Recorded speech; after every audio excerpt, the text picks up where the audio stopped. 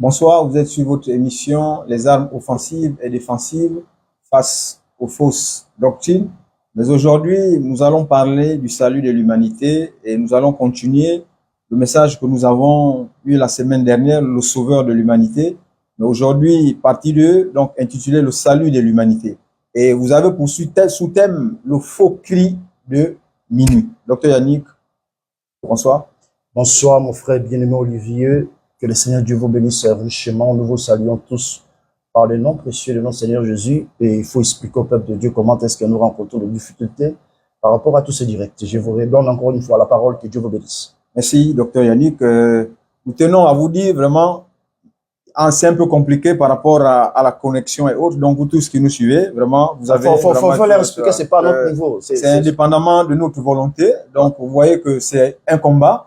Et vous pouvez aussi nous aider vraiment tout dans les prières parce que c'est carrément un combat vraiment qui est vraiment sérieux. Un combat spirituel. Il faut leur expliquer qu'il y a des gens qui signalent afin que nous ne passions pas. Parce que voilà, là, on vient de rater un direct. Voilà, donc nous étions en train déjà de démarrer et voilà, nous avons été vraiment tout rejetés. Donc, il y a beaucoup qui signalent. Donc, nous vous prions aussi vraiment à mettre les cœurs et tout pour que ce direct ne soit pas vraiment tout signalé.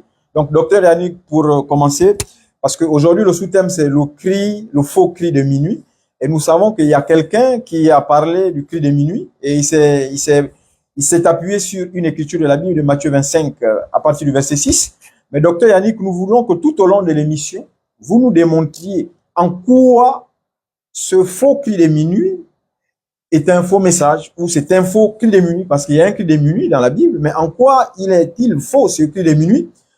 Nous croyons que vous allez vous baser sur d'abord son livre, Kakou Philippe, et aussi sur la Bible, enfin, vraiment, et tout de démontrer à tous ceux qui nous suivent que c'est un faux cri de minuit et il n'est pas inspiré vraiment par le Seigneur. Que Dieu vous bénisse richement, mon frère bien-aimé Olivier. Alors, prenez vos Bibles à la maison, parce que le grand thème, c'est le salut de l'humanité. Ouais. Et le sous-thème, c'est le faux cri de minuit. Nous voulons démontrer dans la Bible, et non seulement dans la Bible, mais dans son livre.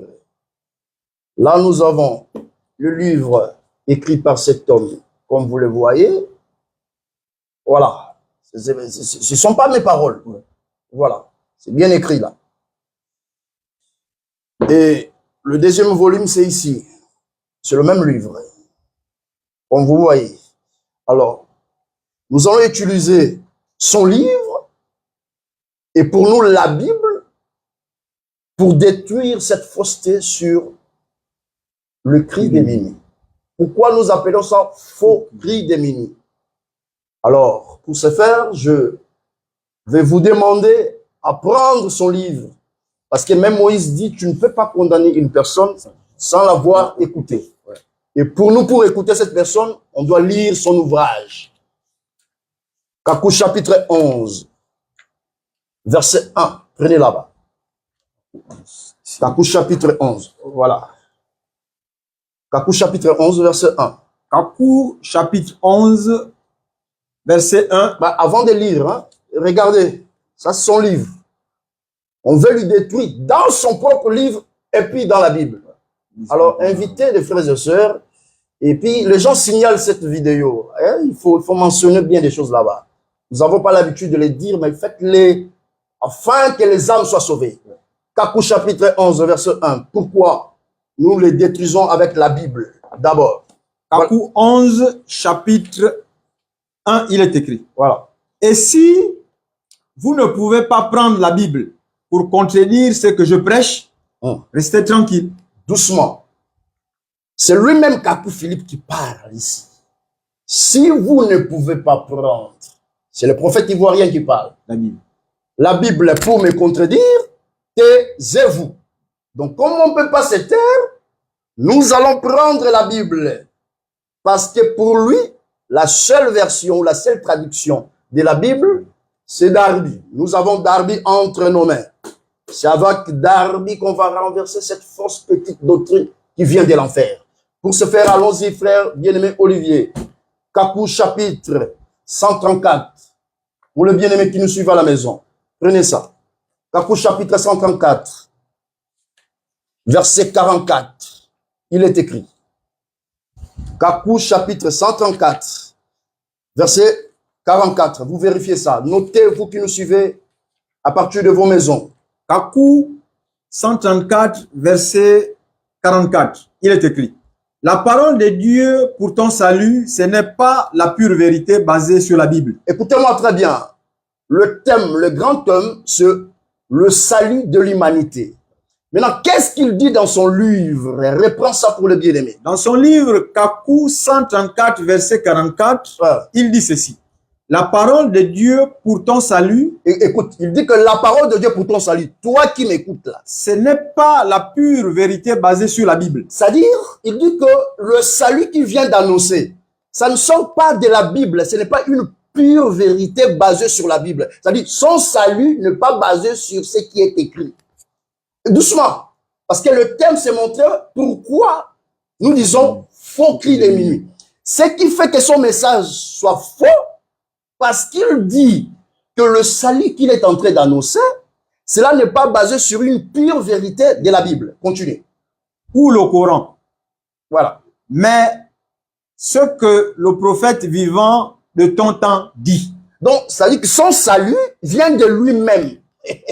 Donc, le salut qui est en train d'annoncer, ça ne vient pas de la Bible. Automatiquement, son cri de minuit est faux. Continuez. En matière de salut, c'est un prophète, un homme guidé par un ange, est capable de voir des visions en plein jour. Très bien. Vous pouvez vous arrêter là, frère bien-aimé. Partant de ce passage, Kakou chapitre 133, verset 44, il dit que son message n'est pas basé dans quoi? N'est pas basé dans la Bible, sur la Bible. Donc, tout ce qu'il enseigne là, ça vient de lui-même. Alors, quelle est cette écriture qui doit venir renverser ça? Hébreux chapitre 2, verset 3. Prenez la tradition d'Arbi parce qu'on va lui manger avec sa propre traduction. Parce que lui prend d'Arbi comme c'est la version que Jésus a laissée sur la terre avant de partir. D'Arbi. Hébreux chapitre 2, verset 3. Hébreux 2, verset 3, il est écrit: car si la parole prononcée par les anges a été ferme, et si toute transgression et désobéissance a reçu une juste rétribution, comment échapperons-nous si nous négligeons un si grand salut? Comment nous pouvons nous échapper si nous négligeons un si grand salut? Continuez. Ce si grand salut annoncé par le Seigneur. Le plus grand salut, parce que Jésus était Dieu. Il savait que dans le monde, il y aurait des petits saluts annoncés par un individu qui mange la tchéké, il tombe malade. Voilà ce que le bien-aimé dit ici. Là. Reprends ça pour le frère. Car si la parole prononcée par les anges a été ferme, et si toute transgression et désobéissance a reçu une juste rétribution, comment échapperons-nous si nous négligeons un si grand salut qui, ayant commencé par être annoncé par le Seigneur? Le plus grand salut qui a annoncé ça, qui est le premier à annoncer ça? Le Seigneur Jésus. Continuez. Nous a été confirmé. Doucement, nous a été confirmé, ça veut dire le même salut, le plus grand salut a été confirmé par qui encore? Par ceux qui l'avaient entendu. Ceux qui l'avaient entendu, c'est-à-dire les apôtres. Continuez. Dieu rendant témoignage avec eux par des signes et des prodiges. Ah, c'est-à-dire quand les apôtres prêchaient, ils annonçaient le plus grand salut. C'est-à-dire que par là, nous comprenons que son message est faux. Parce que le salut de l'humanité, le premier à annoncer ça, c'est Christ. Ensuite, les apôtres. Mais son salut vient de lui-même. Or, Jésus dit dans la Bible à la femme samaritaine, le salut vient des Juifs. Orient. Ça, c'est le premier élément qui démontre que son salut est faux et son cri de minuit aussi est faux. Premier élément. Kakou chapitre 133. Verset 1. Aujourd'hui, on va utiliser son propre livre. C'est comme ça qu'on va le dire. Kakou chapitre 133, verset 11 plutôt. Kakou 133. Verset 11.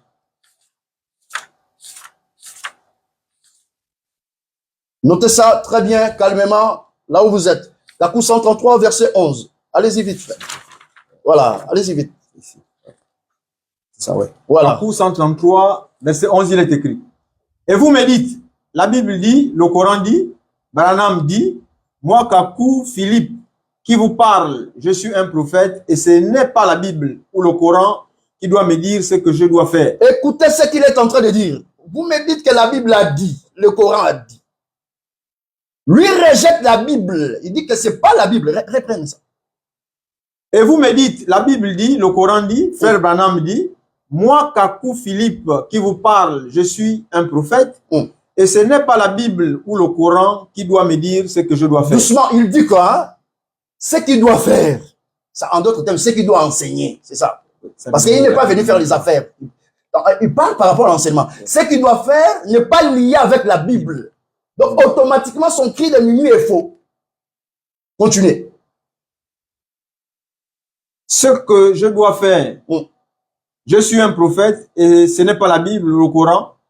Mais en tant que prophète, ma mission n'est pas d'expliquer les paroles de mes prédécesseurs. C'est-à-dire qu'il n'est pas expliqué le prophète qui ont annoncé les choses avant lui. C'est ce qu'il est en train de dire. Continuez. Je suis un prophète et je ne donne pas les restes de mes prédécesseurs à mes disciples. Continuez. Et mon ministère ne vient pas de la Torah, de la Bible.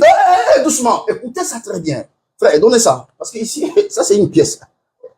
Regarde. C'est bien mentionné. Livre des Kakou. Réalisez seulement la partie où il dit que son ministère ne vient pas. Voilà. Son ministère. Mon ministère ne vient pas d'Asie, d'Europe, d'Amérique ou d'Afrique. Mais mon ministère est venu du ciel par un ange le 24 avril 1993. Non, prends ici là. Mon ministère ne vient pas de la Torah. Et mon ministère ne vient pas de la Torah, de la Bible, écoutez très bien. Du Coran. Doucement, frère. Nous sommes en train de détruire. Doucement là. Kakou chapitre 133, verset 11. Qu'est-ce qu'il dit? Il dit que son ministère, lui n'est pas venu vendre. Quand il dit son ministère, il veut dire que sa prédication, son enseignement, ne vient pas de la Torah. La Torah, ça dit que ça ne vient pas de Moïse, la loi. Et il ne s'arrête pas là, il dit, ça ne vient pas de la Bible. C'est pas moi, c'est Kakou chapitre 133, verset 11. C'est ici. On entre les lettres. Automatiquement, son message est faux. Lui-même aussi, il est faux. Kakou, alors, comment détruire ça? Parce qu'il dit que son message vient d'un ange. Hein? Maintenant, comment on peut détruire ça? Parce qu'il dit que le message ne vient pas de la Bible, mais son message vient d'un ange qui lui a apparu le 24 avril 1993. Voilà ça, des choses un peu comme ça. Alors, comment détruire ça? Galates chapitre 1.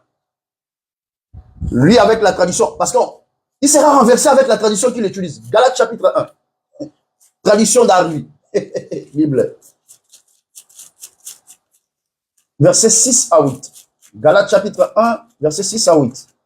Allez-y très vite pour le frère qui nous suit de partout dans le monde.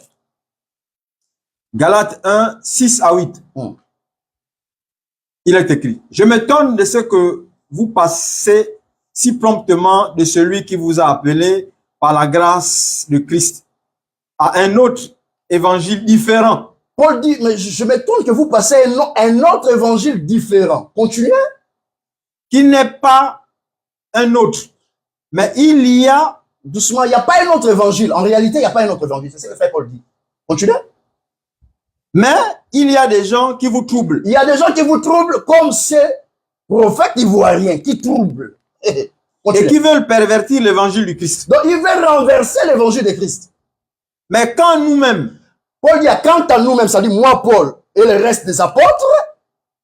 Ou quand un ange venu du ciel. Ah, qu'est-ce qu'il lui a dit? Que son évangile, plutôt son ministère, ne vient pas de la Torah ni de la Bible. Mais ça sort d'un ange. Maintenant, Paul a déjà vu ça. Il savait que ces gens-là doivent venir après. Pour apporter un autre évangile. Maintenant, Paul, qu'est-ce que Paul parle de l'ange? Parce que lui, il nous a parlé d'un ange qui lui a apparu vers le 24 avril 1993. Voilà, maintenant, Paul parle de l'ange. Paul dit, Mais quand nous-mêmes, ou quand un ange venu du ciel vous évangéliserait. Ah, donc dans son livre, on va aller tout doucement pour détruire ça. Dans son livre, il dit que son ministère ne sort pas de la Bible, ni de la Torah. Ça dit Moïse n'a pas mentionné cela, ni la Bible. C'est ce qu'il veut dire. Son ministère ne sort pas de la Bible. Mais ça sort d'un ange. Maintenant, Paul nous répond. Si quelqu'un vient vous annoncer notre évangile, même si c'était un ange, qu'il soit quoi? Outre ce que nous vous avons évangélisé, qu'il soit anathème. Outre, ça veut dire que, en dehors de ce que nous avons prêché, que cet ange soit maudit.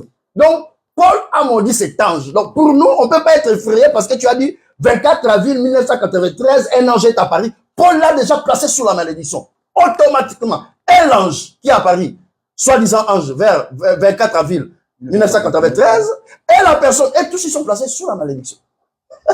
Parce que Paul dit, même quant à nous-mêmes, ça dit, même si lui revient pour se contredire, il doit être placé sous la malédiction. Donc, cet ange est placé sous la malédiction. Ouais. Voilà encore une fausseté. Est-ce que vous voyez? Donc, la démonstration ici, c'est démontrer comment son message est faux. Dans son propre livre et dans la Bible. Kakou. Allons-y. 14, verset 26. Notez seulement bien le chapitre. Kakou, chapitre 14, verset 26. Kakou 14, verset 26. Il est écrit. Quand je dis que lors de la création dans le ciel, Dieu a dit, créons l'ange à notre image. Regarde ce qu'il dit. Hein. Il dit, moi, Kakou, quand je dis que lors de la création, Dieu a dit, créons l'ange à notre image. Or, Dieu dans Genèse, il a dit, créons l'homme. Lui, il dit, non, c'était créé, créons l'ange. L'ange. Voilà ce qu'il dit. Créons l'ange à notre image. Même si cela n'est pas écrit. Voilà ce qu'il dit. Même si cela n'est pas écrit, lui, Kakou, le prophète, il voit rien. Même si vous ne le comprenez pas. Même si tu ne comprends pas. Croyez simplement. Regarde un prophète comme ça, il amène les gens à croire à ce qui n'est pas écrit. Automatiquement, il doit avoir sa réponse pour renverser et détruire. Allez, allons-y directement, frère. 1 Corinthiens chapitre 4, verset 6. Renversez ça une bonne fois. Regarde, même si vous signalez la vidéo là, vous allez apprendre. 1 Corinthiens 4, verset 6, il est écrit. Or, frère, j'ai tourné ceci sur moi et sur Apollos à cause de vous, afin quand nous apprenons à ne pas élever vos pensées au-dessus de ce qui est écrit. Ça dit, ne prends pas ta pensée, élevez ça au-dessus de ce qui est écrit. Ça veut dire en d'autres termes, n'allez pas au-delà de ce qui est écrit. Paul dit, enseignez à nous, à nos gens, de ne pas aller au-delà de ce qui est écrit. C'est-à-dire, si tu reconnais que tu es le frère de Paul, tu dois te limiter dans des bornes des Écritures. Tu ne dois pas aller au-delà. Actes chapitre 17, verset 11. Qu'est-ce que nous sommes en train de faire? Nous sommes en train de démontrer que ce message est faux. Comment? Il amène les hommes à croire à ce qui n'est pas écrit. Mais regardez, quand le vrai messager annonçait le salut, le plus grand salut, selon Hébreux 2, 3. Remarquez ça. Lisez. Hébreux 2. Non, Acte 17, verset 11. Acte 17, verset 11, il est écrit. Or, ceci était plus noble que ceux de Thessalonique. Et ils reçurent la parole avec toute bonne volonté, examinant chaque jour les Écritures, pour voir si les choses étaient ainsi. Qu'est-ce qu'il lui dit? Dans Kakou, chapitre 14, verset 26, au commencement, Dieu dit que créons l'ange à notre image. Oh, Dieu a dit créons l'homme à notre image. Il dit, même si cela n'est pas écrit, même si tu ne comprends pas ça, il faut croire parce que lui, il est le prophète du temps. Maintenant, quand les apôtres prêchaient, ceux qui ont prêché le plus grand salut, quand ils prêchaient, les hommes vérifiaient leurs paroles, leurs enseignements, pour voir si c'était conforme aux Saintes Écritures. Automatiquement, son message devient faux et lui-même, il devient aussi c'est renversé. Kakou chapitre 35, Frère, aujourd'hui, on va dormir dans son livre. On va dormir là. Kakou chapitre 135. Verset 8.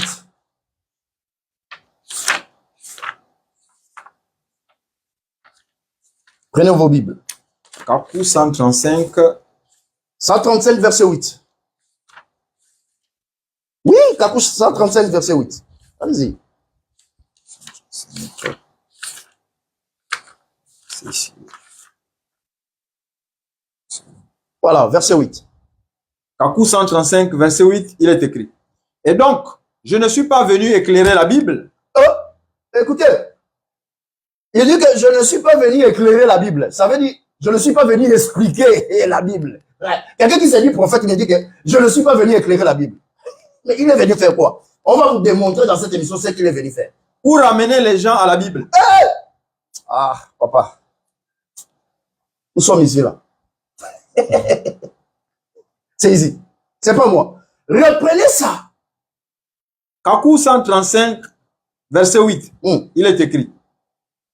Et donc, je ne suis pas venu éclairer la Bible. Il dit que sa mission, hein, ce n'est pas venir éclairer, c'est-à-dire expliquer ce qui est écrit dans la Bible. Pour amener les gens à la Bible. C'est-à-dire, toi qui veux croire en lui, il n'est pas venu te ramener dans ce qui est écrit. En d'autres termes, ça veut dire il est venu t'amener en dehors de la Bible. Automatiquement, c'est un séducteur. Il tombe. Faux. Son message devient faux. Lui-même, il est faux. Continuez. Mais je suis venu apporter le complément de la Bible. Ah! C'est lui qui dit, il est venu apporter le complément. Le complément, ça veut dire l'ajout de la Bible. Alors, la Bible doit répondre par rapport à ces genres de faux prophètes. Est-ce que dans les Écritures, on apporte un complément? Proverbe chapitre 30. Versets 5 à 6. Notez ça pour vous. Kakou chapitre 135, verset 8 est renversé. Voilà les arbres. Est renversé dans Proverbe 30, verset 5 à 8. Proverbe 30, verset 5 à 8, il est écrit. Voilà. Toute parole de Dieu est affinée. Doucement. Quand l'Écriture dit toute parole de Dieu, c'est de Genèse à Apocalypse. Voilà, vas-y. Toute parole de Dieu est affinée. Il est un bouclier pour ceux qui s'attendent à lui. Très bien. N'ajoute pas à ces paroles de peur qu'il ne te reprenne. Ah, Dieu dit, n'ajoute pas à ces paroles. C'est-à-dire, tu ne peux pas apporter un élément nouveau. Tu ne peux pas faire les ajouts, ni la mise à jour. C'est-à-dire, quand on dit la mise à jour, ça dit suppression, ajout ou modification. Tu ne peux pas le faire dans la parole.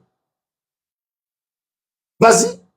De peur qu'il ne te reprenne et que tu ne sois trouvé menteur. Ah, tout celui qui ajoute dans les Écritures, c'est un menteur. Automatiquement, cet homme est faux. Il est classé dans les rangs de faux prophètes et de menteurs. C'est pas moi. Ça, c'est une arme forte et puissante. Ils peuvent écrire comme ils veulent. Ils sont renversés dans leurs propres livres et dans la Bible. Là, ils sont bloqués. Est-ce qu'ils vont s'en sortir comme ça? Tout ce qu'ils peuvent faire, c'est ce qu'ils viennent de faire là. C'est signaler la vidéo. Ah, Jésus est bon, frère. Apocalypse chapitre 22 pour achever cet homme une bonne fois. Verset 18 à 19. Apocalypse 22, verset 18 à 19. Moi, je rends témoignage à quiconque entend les paroles de la prophétie de ce livre. Très bien. Que si quelqu'un ajoute à ces choses, ces choses, c'est la prophétie. Oui. Dieu lui ajoutera les plaies écrites dans ce livre. Le plaie, ce sont les jugements. Oui. Tout celui qui ajoute dans la prophétie, dans la parole, de Genèse jusqu'à Apocalypse, Dieu jugera cet homme. Et si quelqu'un ôte quelque chose des paroles du livre, de cette prophétie, Dieu ôtera sa part de l'arbre de vie. Ôter, c'est enlever. Regarde ce qu'il a fait. Dans Kakou 14, verset 26, il l'a enlevé, ôté. Là où Dieu a dit, créons l'homme, lui l'a remplacé par ange. Mais il dit qu'il faut croire, même si cela n'est pas écrit. Mais là, Dieu dit, j'ôterai quoi? L'arbre? J'ôterai sa part de l'arbre de vie. Sa part de l'arbre de vie, ça veut dire cet homme est privé de la vie éternelle. Ouais. Clair. Donc, jusque-là, nous démontrons avec son propre livre que son message est faux. Lui-même aussi, il est faux. Je vous donne maintenant donc, docteur Yannick, la parole par rapport à tout ce que vous avez dit et ce que nous avons entendu, et nous avons compris qu'à la lumière des Écritures, effectivement, tous ceux prophètes rentrent dans le registre des faux prophètes. Mais la question que nous nous posons et que nous vous posons aussi, mais pourquoi cet homme a-t-il pris le passage de Matthieu 25, verset 6, pour fondement de sa doctrine? Parce que lorsque nous lisons tout ce qu'il dit, très bien, il rejette la Bible, qu'il n'est pas venu pour éclairer la Bible, mais nous voyons qu'il s'appuie sur Matthieu 25, verset 6, comme le fondement de sa doctrine ou de son message. Pourquoi a-t-il pris ce passage doctrinal? Est-ce que vous pouvez nous dire quelque chose? Très bien, que le Seigneur Dieu vous bénisse richement, mon frère bien-aimé Olivier. Pourquoi son message n'est pas basé sur la Bible, mais il vient quand même prendre Matthieu chapitre 25, verset 6. Oui, parce que le premier à le faire, c'est son maître. Regarde le maître lui-même. Matthieu chapitre 4. Ah, Bible, verset 5. Matthieu chapitre 4, verset 5. Verset 5. Matthieu 4, verset 5, il est écrit. Alors le diable le transporta dans la sainte ville. Qui transporta Jésus ici là? C'est le diable. Bah, pour faire quoi? Et le plaça sur le faîte du temple. Et lui dit, si tu es fils de Dieu, jette-toi en bas car il est écrit. Jette-toi en bas car il est écrit. L'écriture vient faire quoi ici là? L'écriture que Satan prend ici, ce n'est pas pour ramener l'homme à la vie, mais c'est pour séduire. C'est pour tenter. Donc quand vous voyez cet homme, dans son message, il dit propre que son message ne fait pas référence à la Bible, il dit à la Torah, mais il vient quand même prendre Matthieu 25, verset 6 pour s'identifier. C'est ce que Satan a fait devant Jésus, c'est pour séduire. C'est pour tenter les hommes. C'est pour séduire les hommes. Donc, s'il rentre dans Matthieu 25, verset 6, c'est ce que frère Paul dit. Ne soyez pas étonnés, même le diable se déguise à un ange de la lumière. Il sait que la parole de Dieu, c'est la lumière. Il doit passer par là pour séduire. Satan, au commencement, il devait prendre les paroles de Dieu pour faire la mise à jour. Dieu a-t-il dit réellement? Oh non, mais il a déjà dit. Mais pourquoi tu viens encore dire réellement? Quand Dieu dit, il dit, ça reste comme ça ainsi. Vous avez compris pourquoi il a pris l'écriture? C'était pour séduire. Allez-y. Peut-être aussi, docteur Yannick, nous expliquer quand est-ce le temps de minuit là commence dans les Écritures, dans la Bible. Parce qu'il s'est servi de Matthieu 25, verset 6. Mais pour lui, ça commence le 24 avril 1993, parce que c'est là qu'il a reçu sa vision, son ministère. Merci. Mais par rapport aux Écritures, quand est-ce ce temps de minuit vraiment commence? Très bien. Alors, vous allez comprendre que le temps de minuit ne commence pas par l'apparition des prophètes ivoiriens, congolais, béninois. Non! Romains chapitre 13, verset 12.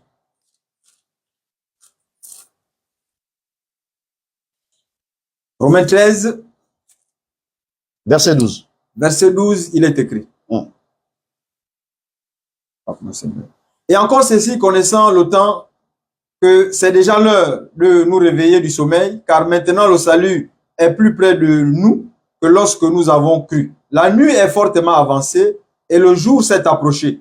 Rejetons donc les œuvres des ténèbres et revêtons les armes de la lumière. Je peux t'arrêter là. Frère Paul dit, la nuit est avancée. Maintenant, lui dit que c'est vers les années 93 qu'il y a un message qui doit venir pour être annoncé sur toute la terre. Le message, c'est le cri de minuit. Oh, Paul dit que la nuit est avancée. C'est-à-dire que depuis les temps des apôtres, la nuit était déjà tombée. La nuit n'a pas commencé par l'apparition d'un prophète ivoirien qui mange et puis qui tombe malade, qui part à la pharmacie. Regarde-moi des sauveurs comme ça. Tu as déjà lu dans la Bible là où Jésus est tombé malade. Un sauveur tombe même malade. le médecin, c'est le médecin qui prescrit même l'ordonnance, il lui donne, il dit, attention, à l'heure là, avant de dormir, il faut prendre les médicaments. Regarde, le sauveur aussi obéit au médecin. Comment un sauveur comme ça? Hein? Vraiment un sauveur comme ça. Le temps de minuit commence pas aujourd'hui. Est-ce que vous entendez ces choses? Le temps de minuit, c'est par rapport à la marche de l'église. Pourquoi? Parce que Jésus a annoncé ça par rapport à sa venue pour prendre son épouse. Est-ce qu'on peut prendre ça? C'est Marc combien? Oui. Marc chapitre 13. Ah, Bible. Verset 35.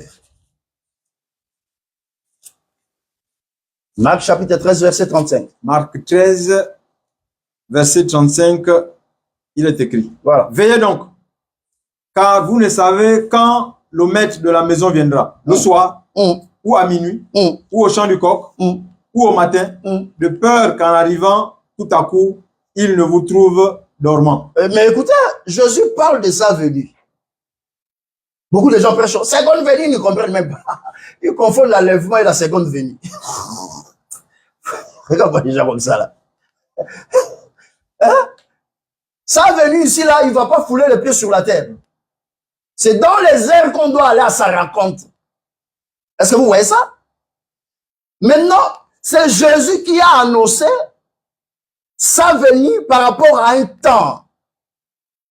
Le soir, le matin, au chant du coq, ou bien à minuit. Donc quand on dit minuit, c'est par rapport à sa venue.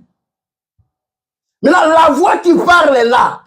Lui s'identifie comme Matthieu chapitre 26, 25, verset 6. Lui ça pour le bien-aimé. On va détruire ça une bonne fois. Matthieu chapitre 25, verset 6. Avec la tradition d'Arbi. Matthieu 25, verset 6, il est écrit. Ah. Et elle m'est prudente, prie. Darby montait même 5. Allez-y vite, frère. Avec leur lampe. Or, comme l'époux tardait, elle s'assoupit toute et s'endormit. Mais au milieu de la nuit, il se fit un cri. Voici l'époux. Voilà ce qu'il lui dit.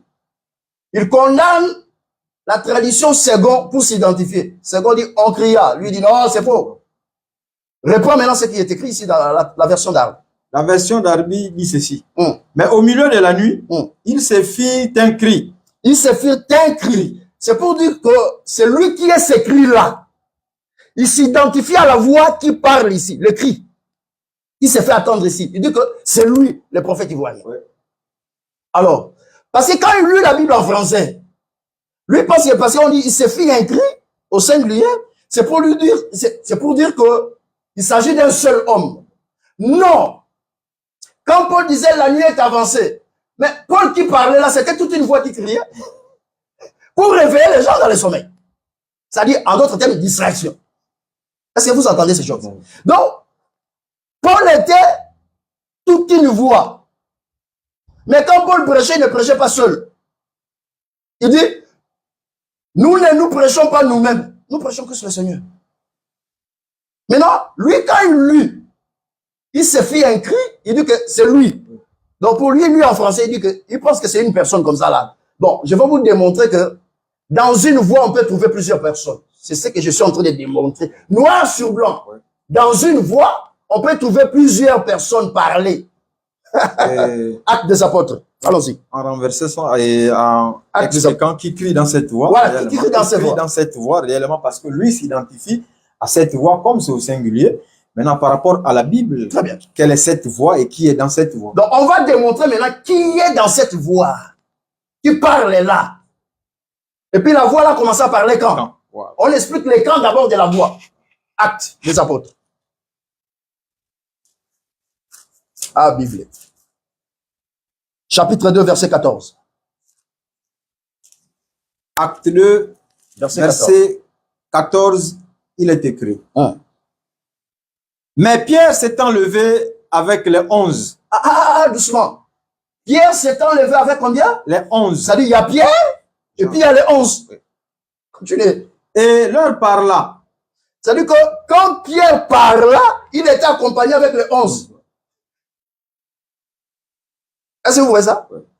J'aimerais que tu prends la traduction Louis II. Acte chapitre 2, verset 14. Notez ça dans vos maisons. Acte chapitre 2, verset 14. La traduction Louis II. On va vérifier ça ensemble ici, là. Parce que là, je suis dans Darby. Acte 2, 14. Acte 2, 14, il est écrit dans le second. Alors Pierre, se présentant avec les 11, éleva la voix. Ah! Lui, qu'est-ce qu'il dit? Que la voix qui cria là, c'est une seule personne. Ça dit que c'est lui. Donc la voix qui doit préparer l'épouse à rencontrer le Seigneur dit que c'est lui. Une seule personne. Une seule personne. Or, c'est pas comme ça. Les jours où le Saint-Esprit est descendu, Pierre s'éleva avec les 11. Maintenant, quand il s'éleva avec les 11, il éleva sa voix. C'est-à-dire, quand il éleva sa voix, c'est pour prêcher. Donc, quand il prêche, il n'est pas seul. Il le prêche avec d'autres apôtres. C'est-à-dire, dans la voix de Pierre, il y a Jacques, il y a Barthélemy, il y a Philippe. Mais toi, quand tu lis, Pierre éleva sa voix. Mais il éleva sa voix avec les 11. C'est lui qui parle, mais il était dans sa voix. Barthélemy était là. Est-ce que vous voyez ça? Philippe était là. Donc, les apôtres étaient là dans sa voix. Preuve pour démontrer là. Pour démontrer ça. Acte 2, virgule, verset 35. Acte 2, verset 37,37. 37. Et ayant entendu ou eu ces choses, ils eurent le cœur vivement, et le cœur saisi. C'est-à-dire, après avoir que Pierre a prêché, les hommes ont eu le cœur saisi, touché. Ouais. Qu'est-ce qu'ils ont dit? Il dit à Pierre et aux autres apôtres. Mais pourquoi ils se sont pas adressés seulement à Pierre? Ils disent à Pierre et aux 11. Pourquoi? Parce que quand Pierre éleva sa voix, il n'était pas seul. Dans la voix de Pierre, il y avait le reste des apôtres. Pierre un seul, mais en lui, il y avait les 11. Donc, nous avons vu clairement que dans une seule voix, il y a plusieurs voix. Automatiquement, là, nous comprenons par là, la voix qui a commencé à crier, c'est les Éphésiens 4 et 11, le ministère de la parole, le ministre de la parole. Parce que dans les 11 là, il y a des docteurs, il y a des apôtres, il y a des prophètes. Les évangélistes. Voilà. Est-ce que vous comprenez ces choses? Vous comprenez ces choses? C'est ce que nous voulons dire. Donc, ce n'est pas une seule personne, mais ce sont le ministre de la parole qui prépare l'église à rencontrer le Seigneur Jésus. Donc, lui, il rentre là seulement pour séduire. La voix là, c'est pas un individu. Mais ce sont les ministres de la parole, les Éphésiens 4 et 11. Tout celui qui est appelé ministre est appelé à préparer l'épouse à la rencontre du Seigneur. Vous avez la parole. Oui, docteur Yannick, nous avons vu le temps qui nous a imparti. Il y a une autre préoccupation dans son passage. Et puis je vais revenir que quand on dit minuit, c'est par rapport à l'uniquité. Parce que je dis que je suis venu pas pour enseigner, pour renverser. C'est où est ça? Minuit, c'est par rapport à l'uniquité. C'est où est ça? Donc quand le mal s'accroît, c'est là où il y a l'expression de minuit. Ça, je vais revenir pour enseigner. Mais ici, je suis venu pour renverser. Avec l'écriture simple et claire. Mais le temps de minuit a commencé depuis le temps des apôtres.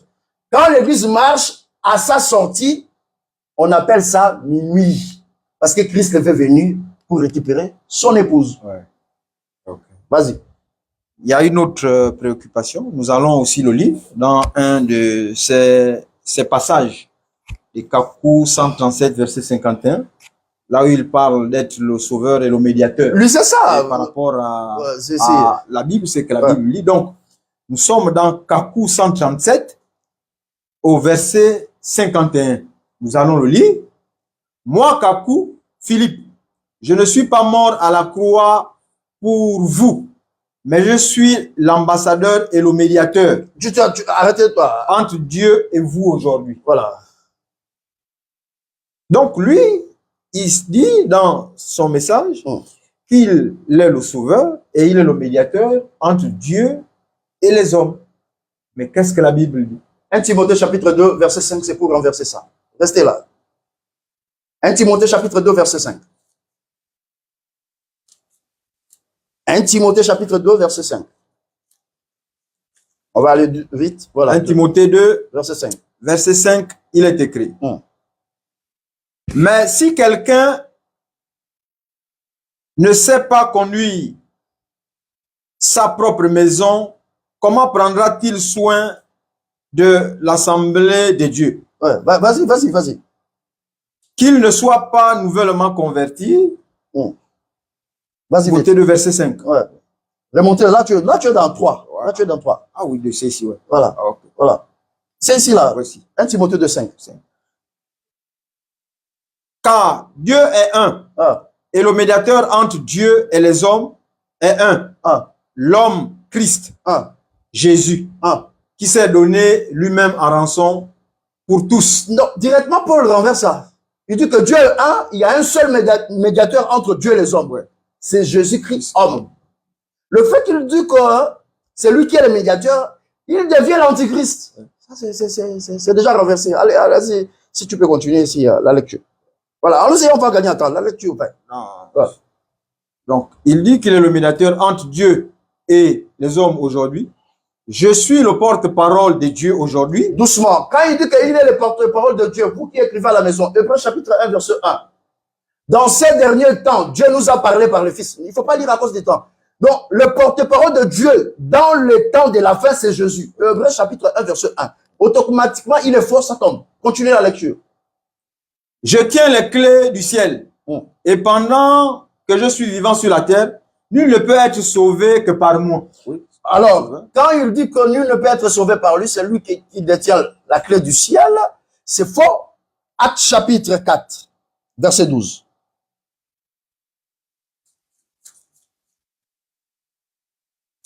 Actes chapitre 4, verset 12. Acte 4, verset 12, il est écrit. Et il n'y a de salut en aucun autre, car aussi il n'y a point d'autre nom sous le ciel. Ça, c'est comme un article de la Constitution. C'est verrouillé. C'est fermé. Il y a de salut en aucun autre nom sur la terre. Continuez. Qui soit donné parmi les hommes, par lequel il nous faille être sauvés. Ah, donc il n'y a pas un nom en dehors de Jésus pour être sauvé. Donc, c'est renversé. On peut passer à autre chose. Oui. Alors. Donc, dans un autre passage de Kakou 1, verset 15, là où il parle de l'universalité de son message. Vérifiez ça. Nous allons vérifier rapidement. Oui. Dans Kakou 1, verset 15. Verset 15, il est écrit. Kakou 1, verset 15. Vas-y. Non, c'est 2. Oh. Ici, c'est 10. Oh, vas-y. C'est 15. 15, c'est ici. Voilà. Car ce message qui ira jusqu'aux extrémités de la terre, et c'est ce message qui apportera le rassemblement, la persécution et l'enlèvement des élus. Ouais. Donc, son message, c'est celui qui ira jusqu'aux extrémités de la terre, et c'est ce message qui va rassembler les élus pour l'enlèvement. Pour démontrer que son message est faux, ce n'est pas son message qui doit aller aux extrémités de la terre. Acte chapitre 1, verset 8. Acte 1, verset 8. Là, ici, c'est écriture contre lui. Acte 1, verset 8, il est écrit. Mais il leur dit, ce n'est pas à vous de connaître les temps ou les saisons que le Père a réservé à sa propre autorité, mais vous recevrez la puissance, le Saint-Esprit venant sur vous, et vous serez mes témoins à Jérusalem et dans toute la Judée et la Samarie et jusqu'au bout de la terre. Très bien. Le seul message qui doit aller jusqu'aux extrémités de la terre, appelé bout de la terre, c'est le message de Christ. Donc, ça ne veut pas dire que parce que ton message est arrivé en France, c'est le vrai message. Non, c'est pas comme ça. Donc, partant de ces passages, nous comprenons que il a tout fait de remplacer Jésus dans les Écritures. Donc, c'est un faux. Vous voyez sa démarche. Partout là où on parle de Jésus comme salut, il rentre, il dit c'est moi. Là où Jésus dit que mon message doit aller jusqu'aux extrémités de la terre, il dit non, c'est moi. Donc, ça, c'est le rôle d'un antichrist. Alors, pour démontrer, enterrer une bonne foi sur base de ce qui est écrit ici, voilà, on a ici, on a des preuves, on parle pas en l'air. Alors, nous voulons enterrer cet enseignement d'une bonne foi. Un prophète authentique ne peut pas se contredire. Il ne peut pas se contredire. Alors, voilà la contradiction de ces prophètes faux et petits. Kakou chapitre 1, verset 10. Kakou 1, verset 10, il est écrit. Ce message dit que la Bible, Louis II, Tob, Martin, Crampon, Thomson, Scofield, Osterwald, Colombe, Semeur, King James, traduction du Monde Nouveau et affiliés, y compris toutes les versions revues ou révisées, sont des canaries de fétiche. Qu'est-ce qu'il dit? Que dans son message dit que toutes les traditions révisées, Louis II, Tob, Chouraki, toutes les traductions là, en dehors des Darby que j'ai ici, c'est quoi? Ce sont des canaries. Des canaries de fétiches. Des fétiches, c'est-à-dire que ce sont des livres sataniques, magiques. Des livres occultes. Occultes. Ésotériques, mystiques. C'est ce qu'il est en train de dire. Donc, il montre que dans son message, lui ne peut pas utiliser ni Tob, hein? C'est ce que ça veut dire. Oui, oui. Ni Second, ni Martin, ni Martin, ni Thomson, ni Scofield. Voilà. Parce que ce sont des livres sataniques. Alors, regarde comment on enterre Kakou. Prenez vos pelles à la maison. Chacun doit prendre sa pelle. On enterre cet enseignement une bonne fois. Prenez vos pelles parce que l'émission va finir là. Ouais, on va partir. Mettez des j'aime parce qu'on risque de nous bloquer. On va enterrer. Là, on va enterrer. Un prophète authentique ne se contredit pas. Prenez vos pelles avant de donner une arme puissante, non conventionnelle. Je fais sortir ça dans son propre livre et puis on l'enterre et puis c'est fini. L'enterrement là, on ne va pas mettre la croix pour signifier qu'on a enterré quelqu'un ici. Là, on enterre définitivement. Au nom de Jésus. Allez, enterrons cet homme une bonne fois. Kakou chapitre 138. Non, on lit vos livres. On ne dort pas. Même si vous cachez vos livres aux extrémités de la terre, on va prendre ça. Vous êtes face au serpent, vous pensez quoi? On va prendre ça. Là, vous êtes surpris comment on a eu ça. Vous êtes surpris. Plus de 700 pages, on a eu ça. Vous savez comment on a eu ça? Vous serez surpris encore. Kakou chapitre 138, verset 23. Lui, ça calmement, parce que ici, on veut enterrer puis partir dormir dans la pétition. Comment un prophète s'est contredit? Il dit que je ne peux pas utiliser Tob. Je ne peux pas utiliser ceci. Kakou 138, frère, allez-y, à cause du temps. 138, verset 23. C'est là. Voilà. Lui, tranquillement, est fort. Kakou 128, verset 33. Non, je n'ai pas dit 128, 138. 138, oui, ouais. C'est 138. Voilà. 138, verset 23. Voilà. J'ai pris la version King James. Très fort, frère. Osterwald, Crampon, Colombe. Non, des fois, tu es en train de commenter. Regarde.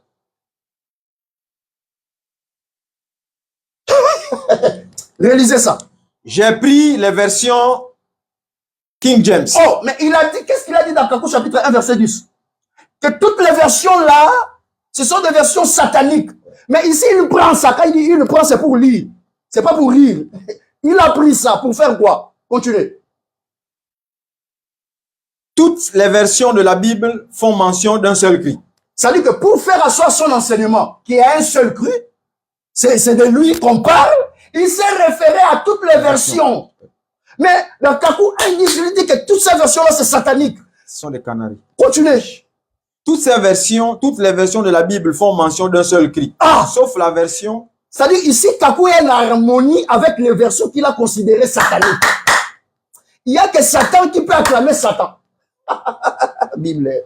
Vas-y. D'un seul cri, sauf la version de 1910 du théologien Louis II sur la demande de la Compagnie des théologiens de Genève en 1874. Comment peut-on condamner la théologie et utiliser la Bible Louis II? Donc, pour lui, Louis II, c'est satanique.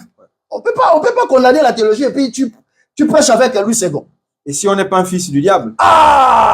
Donc, celui qui utilise la tradition Louis II, c'est un fils du diable. Mais continue. Même la Bible Tob. Tob qu'il a condamné dans Kakou chapitre 1, verset 10. Il a dit, Tob, c'est un livre satanique. Lui dit que même Tob appuie mon enseignement. Kakou. Continue. Dit, au milieu de la nuit, il se fit un cri. Il dit que Tob dit qu'au milieu de la nuit, il se fit un cri. Comme Darby a dit. C'est-à-dire, il acclame Tob, il acclame d'autres traductions qu'il a traitées des livres sataniques. Automatiquement, cet homme et son enseignement s'est enterré définitivement ce soir parce qu'il vient de se contredire en rejetant d'autres livres, en traitant d'autres livres comme Souraki que j'ai ici, des sataniques, mais pour faire asseoir son enseignement, il utilise les mêmes versions. Regarde-moi la contradiction d'un prophète comme ça là. Donc ça c'est pour prouver qu'il était faux et il ne sera jamais vrai. Que le Seigneur Dieu vous bénisse. Vous avez reçu les armes non conventionnelles pour enterrer cet enseignement. Que Dieu vous bénisse. Merci encore vous tous qui nous avez suivis. Que le Seigneur vous bénisse et à nous revoir dimanche prochain par la grâce de Dieu.